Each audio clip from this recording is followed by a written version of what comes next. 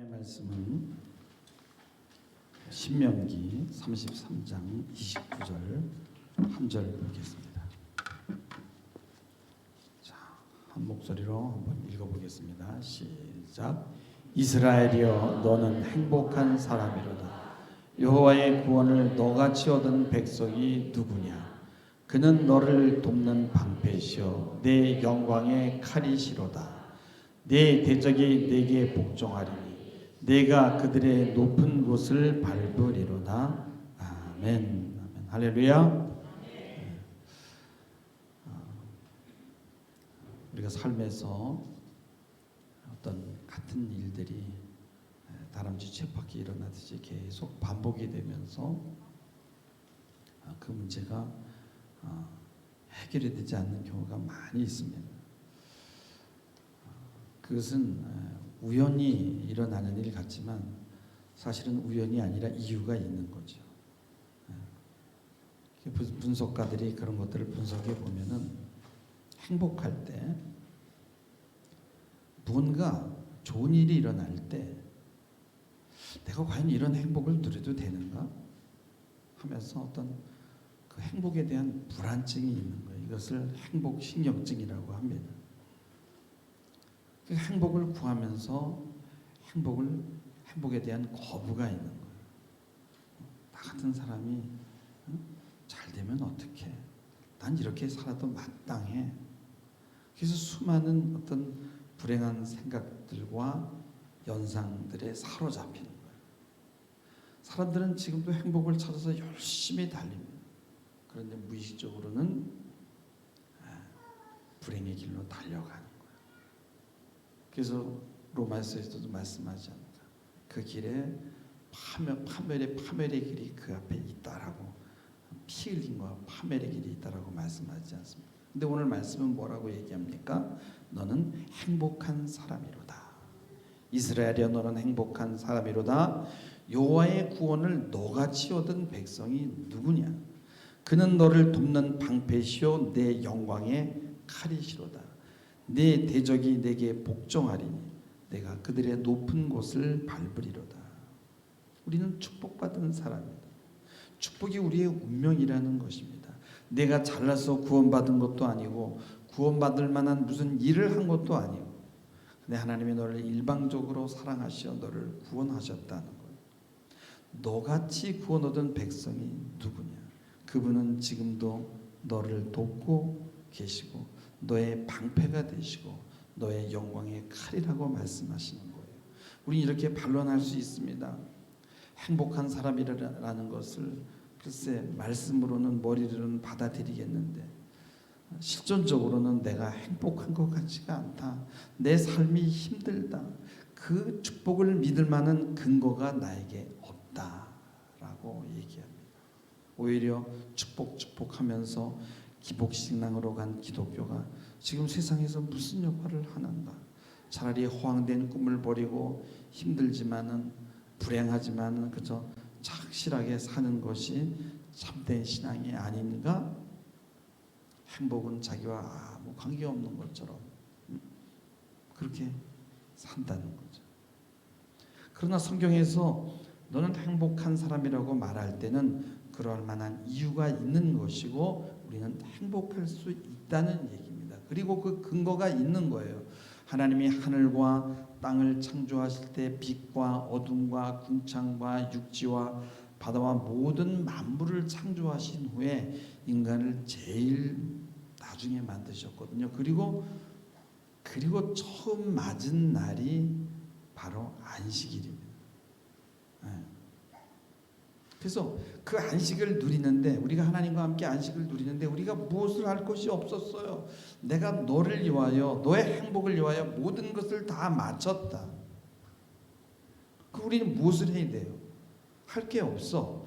그냥 안식하는 거야. 나와 함께. 너는 수고하고 애쓰며 살도록 창조된 것이 아니라 나의 영광을 위해서 살도록 창조된 거야. 너는 내 안에서 안식하면 되는 거야 라고 말씀하는 거예요. 근데 우리는 쉴 수가 없어요.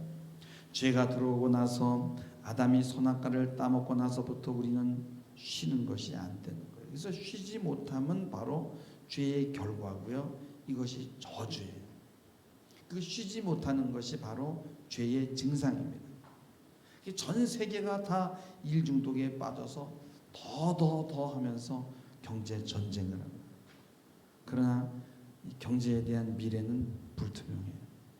그렇게 많은 사람들이 식량을 생산하지만은 굶어 죽는 사람들이 아직도 많이 있고, 그렇게 많은 자원을 가지고 있지만은 여전히 우리는 싸우고 죽입니다. 그래서 우리의 불행은요, 자승자박이에요. 순종하지 않고 자신의 생각으로 살다가 밧줄이 목에 점점 감기고 조여오는 것입니다. 그래서 왜 이러지?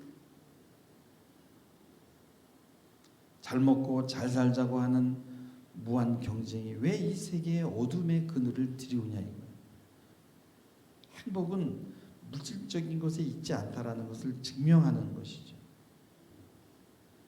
하나님은 우리를 행복의 길로 인도하시기를 원하지만 우리는 그것을 거부합니다.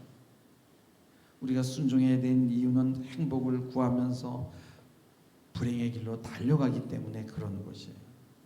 그래서 일 중독에 빠지고 쉬지 못합니다. 이사야 선지자는 말씀합니다. 너희가 어찌하여 양식 아닌 것을 위하여 은을 달아주며 배부르게 못할 것을 위하여 수고하느냐. 너희는 내게 나와 들을지어다. 그러면 너희가 기름진 것을 먹고 너희 마음이 즐거움을 얻으리라 라고 말씀합니다. 하나님께서 아담에게 먹지 말라고 한 실과를 먹은 후에 땅은 그로 말미암아 저주를 받았습니다. 그래서 우리 평생에 수고해야 그 소산을 먹게 되는데 땅은 우리에게 가시덤불과 엉겅퀴를 냅니다. 그래서 일하면 일할수록, 사업을 넓히면 넓힐수록 엉겅퀴가 더 많이 나와요. 그렇다고 일을 안 할 수도 없어요. 부자 되기를 원하지만은 가난하게 되고, 건강하기를 원하지만은 질병에 걸리게 되고, 자신이 삶의 주인이 돼서 자신의 삶을 자신이 조종하지만 안식은 없는 거예요. 주님은 바로 이 문제를 해결하기 위하여 오셨어요. 우리가 안식할 수 있고 쉴 수 있다면 여기에 행복이 있는 것입니다. 주의 품에 안겨서 누리고 그분의 영광을 위해서 사는 것이에요. 먹든지 마시든지 무엇을 하든지 그분의 영광을 위하여 사신 여러분 되기를 주님의 이름으로 축원합니다.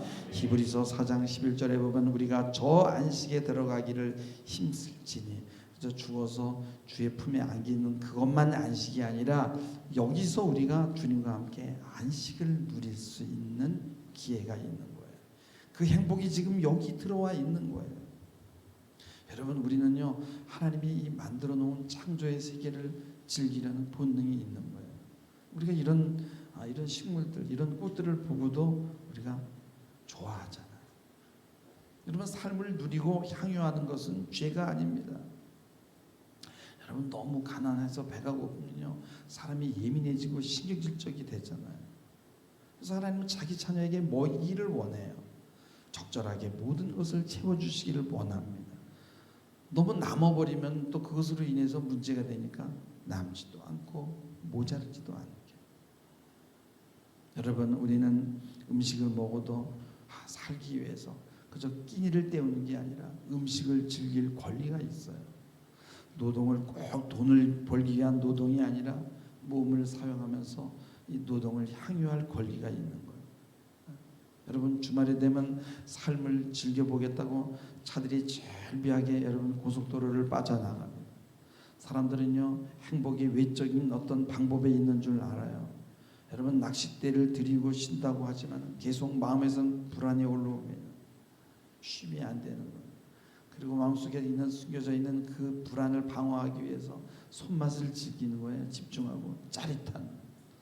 그렇지만 마음에선 여전히 불안이 막 요동을 칩니다. 행복은 쉼에 있고요. 그 안식의 주인은 예수 그리스도입니다. 오늘 말씀합니다. 하나님은 방패요 칼이다는 거예요. 하나님이 우리의 싸움과 전쟁을 대신해 주겠다라고 말씀하는 거예요. 우리는 하나님께 피하고 하나님 안에서 안식하고 쉬어야 될 줄 믿습니다. 하나님의 자녀로 살아가야 되는 거예요. 하나님의 자녀됨을 누리는 것이 바로 행복입니다. 저희 아파트에 싱크대 밑에 보면 관이 굉장히 복잡한데 요즘엔 전부 이렇게 자동으로 다 뭐 이렇게 시스템이 돼 있어서 어댑터들이 많이 달려 있어. 혹시 오래돼가지고 녹이 슬다가 물이 이렇게 한 방울씩 떨어지다가 이제 그게 터진 거예요. 그래서 물이 터졌는데 이렇게 찌끔찌끔 나오는 게 아니라 그냥 수돗물을 틀어놓은 것처럼 팍 하고 쏟아지는데 사모하고 산보를 나가려고 옷을 챙겨 입고 준비하는데 사모가 발견한 거예요. 여보, 이게 어디서 물이 새는 것 같아? 그럼 여기저기 조사해 보니까 거기서 물이 나오는데요. 수도꼭지 틀어서 쫙 나오는데 한 몇 분 사이에 엄청 물이 고였어. 그래서 막 잠그고 물을 퍼내고 해서 위기를 모면했는데, 만약에 여러분요 그걸 발견을 못하고 우리가 집이 없을 때 그게 터졌다면요, 아파트는 물바다가 되고요, 아래층 도배 다 해주고, 바닥 깔아주고 엄청난 비용이 들어갔을 거예요. 근데 하나님이 그런 것들을 막아줘요. 재앙이 유월되는 거예요. 그래서 하나님이 우리를 대신해서 해결해 주는 게 너무 많아요. 얼마나 우리가 집을 많이 비웠는데 왜 그때 안 터지고 그걸 발견하게 하느냐 이거예요. 우리는 행복한 자입니다. 왜? 하나님의 자녀니까. 너같이 구원을 얻은 자가 없으니까 하나님이 친히 방패시고 칼이 되시고 싸워주시고 인도해 주시니까.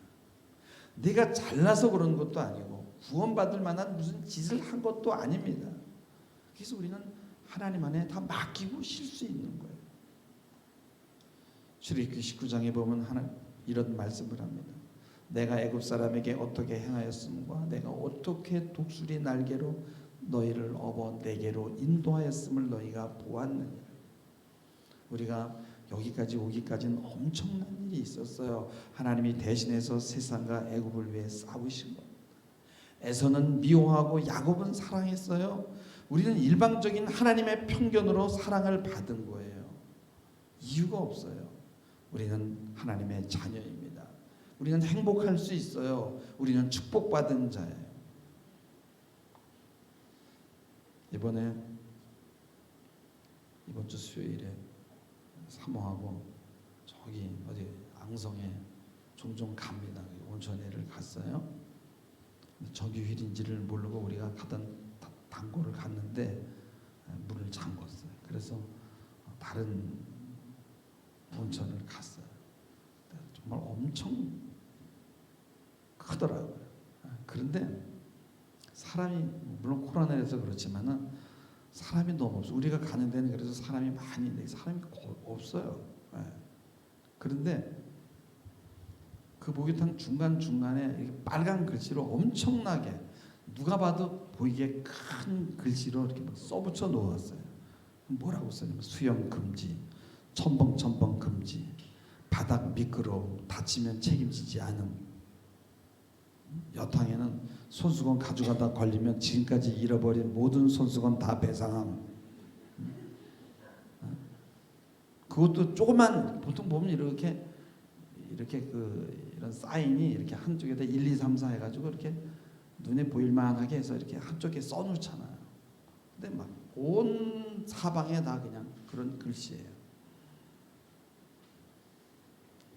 한증막에는 뭐 예를 들면 이런 증상이 있는 사람들은 자제해 주세요, 삼가해 주세요, 이런 게 아니라 고혈압 입장 금지, 쓰러지면 책임질 수 없음. 그러니까 목욕을 즐길 수가 없어요. 여러분, 우리가 몸을 씻는 것은 정결하게 하는 것만 아니라 삶을 향유하는 어떤 목적이 있잖아요. 좀 따뜻하게 환대하는 느낌이 있어야 되는데 너희들 이런 거 안 지키려면 여기 오지 마, 이런 느낌이 드는 거예요. 기분 좋으려고 간 사람이 자연히 알아서 자기가 잘 지키지 않겠어요. 그래서 제가 생각한 건 이게 교회에다 적용해야 되는구나. 교회가 이렇게 목욕탕처럼 되면 사람들 다 도망가겠구나 하는 생각이 들더라고요. 그래서 은혜에 초점을 맞추느냐 금지에 초점을 맞추느냐 아는 거예요. 은혜에 초점을 맞추면 사람이 행복하게 되고 행복하면 법은 자연스럽게 지켜지는 거예요. 그 막 짜증이 나고 힘들어 보세요. 교통신호 막 어깁니다. 여러분 건설 현장은 모든 게 돈과 연관이 됩니다. 그 설계자나 특별한 그것을 조종하는 사람들을 제외하고는요 건설을 즐길 수는 없어요. 그래서 돈을 위해서 힘들게 몸을 파는 사람이 여러분 무슨 재미가 있겠습니까? 그러니까 그 현장에 가보면 육두문자가 막 왔다 갔다 하고요. 야, 이 XX 안전모 안 써 나가 뭐 이럽니다. 행복한 현장이 아닙니다. 그래서 사고가 날 수밖에 없어요. 행복하지가 않아요. 죽은 본능이 막 넘쳐나요. 여러분 우리가 음식을 먹는 것은 살기 위해서 그냥 끼니를 때우는 것이 아니에요. 우리는 음식을 즐길 수 있어요. 그리고 우리 행복해야 돼요. 여러분 목사가 불행하면요 성도들도 그걸 다 느껴요. 내가 행복해야 되는 이유는 내 옆 사람을 위해서, 내 이웃을 위해서 그런 거예요. 여러분 음식을 만들 때 그 사람이 마음이 어떠냐에 따라서 음식 맛이 좌우됩니다. 음식을 만드는 사람이 기쁨으로 만들면 음식이 맛나고요. 마음이 어둡고 우울한 상태에서 하면 음식 맛이 변해요. 그래서 커피를 탈 때도 마찬가지예요. 정말 맛있게 타서 저 사람을 행복하게 해줘야지 하면요 커피가 알아서 그 입자들이 알아서 다 알아서 겨요. 그래가지고 맛있게 만들어줘. 아유 귀찮은 사람 만나는데 대충 빨리 타서 먹고 보내야지 해보세요. 커피가 쓰기만 합니다. 제 동생이 약국을 할 때 그렇게 약국이 잘 되고 막 심지어는 멀리서도 막 사람들이 찾아오는 거예요. 소문을 듣고. 그래서 내가 가서 은근히 물어봤어. 뭐 비결이 있니? 비결이 없대요. 그래서 이렇게 보여주는데 뭐 그냥 지하켓에서 주는 큰 영어들 큰 통에다 가다가 조그만 통에다 담아서 파는 거예요. 근데 사람들이 여기에 오면은 잘 듣는다고 소문이 났대요. 근데 보면은 늘 기쁨으로, 기쁜 마음으로. 그래서 동생이 그러더라고. 아마 마음 탓인 것 같아라고 얘기를 하더라고. 그러면 음식을 자원하는 마음으로 만들어 보면요, 음식이 이상하게 맛있어요. 비법을 물어보면요, 뭐 특별한 게 없어요. 그냥 뭐 식초 몇 방울 떨어뜨려 놓고서 막 그냥 손으로 비비는데 그 손이 약손이에요. 여러분 우리나라가 경제적으로 상위권에 들어가지만 행복 지수가 최하위예요. 왜 그러냐면 그 삶의 이유가 경쟁에서 이기는 것이 목적이에요. 행복이 목적이 아니에요. 그래서 소시민적으로 사는 것보다는요 뭔가 큰 것, 엄청난 것, 세계적으로 1위 하는 것, 그런 것 좋아해요. 그래서 또 미래에 대한 염려와 근심이 너무 커요. 자기 자식들이 스스로 자기 인생을 살 수 있다는 것을 믿지 못하고요. 그리고 내가 도와주지 못하면 자녀가 살 수 없다고 생각하면서 자식 걱정하면서 자신의 인생도 누리지 못하고 자식의 인생도 마칩니다. 그리스도인의 경우에도 마찬가지예요. 뭔가 행복하면 안 될 것 같은, 뭔가 희생이 미덕이고 순교해야 될 것 같은 막연한 생각 속에 살아요. 주님 오실 날이 얼마 남지 않았는데 예수를 믿어도 행복하지가 않고 늘 부담 속에 사는 겁니다. 여러분 행복은 여성성에 있어요.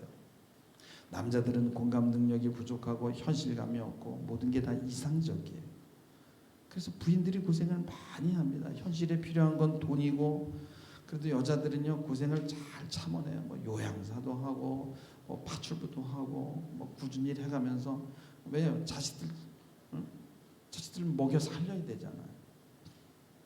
그래서 남자들은 그냥 배 깔고 그냥 땅에 엎드려 가지고는 TV 보면서 말이죠. 정치가 어쩌고 저쩌고 막 그러고 욕하고요. 그러니까 큰 거 아니면 다 시시한 거예요.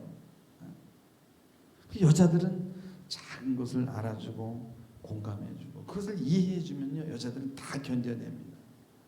남자들은 안 돼. 뭐 커야 돼. 프로젝트가 커야 돼요. 그 대화도 뭔가가 이렇게 짜잔한 거 가지고 안 돼. 뭐 정치, 경제, 무슨 세계. 물론 여러분 남자들은요 성공해서 돈을 많이 벌면 좋죠. 그래서 여자들에게 안겨줄 수 있어요. 그럼 여자들은 그래서 불행해도 그냥 쇼핑해서 대리 만족하고. 그리고 야 남자들은 다 돈 못 벌고 힘없는 남자들은 어디다 써? 이렇게 얘기할 수 있어요. 그런데 그건 피상적인 거예요.